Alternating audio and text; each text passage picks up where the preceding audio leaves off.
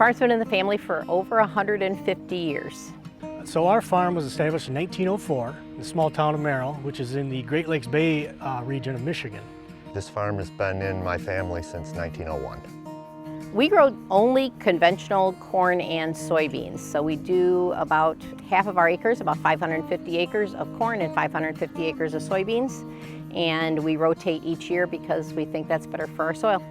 We have been growing corn, soybeans, sugar beets, on occasion some black beans. The crops we raise, corn, soybeans, non-GMO food-grade soybeans, which are natto, and some tofu beans, and then alfalfa hay. We've always been conservation-minded, I guess is what I would say was the foundational aspect of it.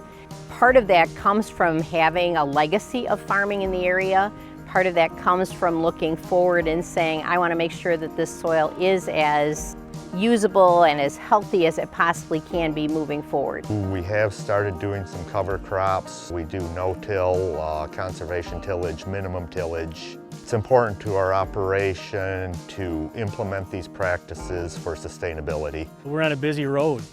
People are going to drive by this all summer. They're going to see this field. I'm going to want this to look as best as I can. This is my billboard. We think you can use conservation and still be very productive and very profitable. And I think those two things have to go hand in hand. When I think about precision ag and what precision ag means to me is it's that scenario of I no longer treat every field the same or every acre the same. Precision agriculture really allows me to do what's right for that acre, for that area of the field, to help make it most successful. And the reason I want it to be successful is because I want to be able to raise the best quality crop I can from that acre. We're not overfeeding anything. We're putting out exactly what the crop needs. Well, it's just good to get different biology in the ground, different management practices, different chemical practices as it pertains to what crop is going in.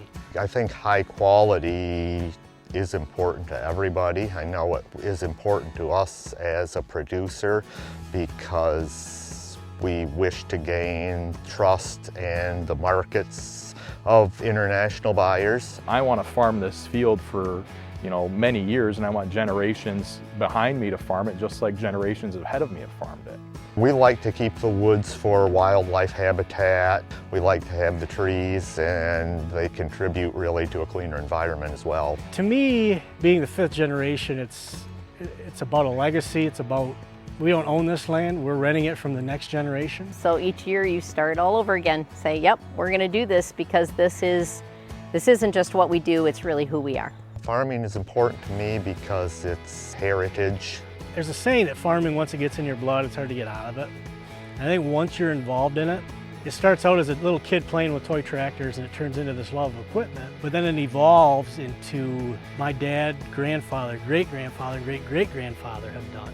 And to know that I'm operating the same farm piece of ground that they did over 100 years ago. I love agriculture. I love the ability to be able to grow something, and for me it's a scenario of it's always a practice of patience and always a practice of faith.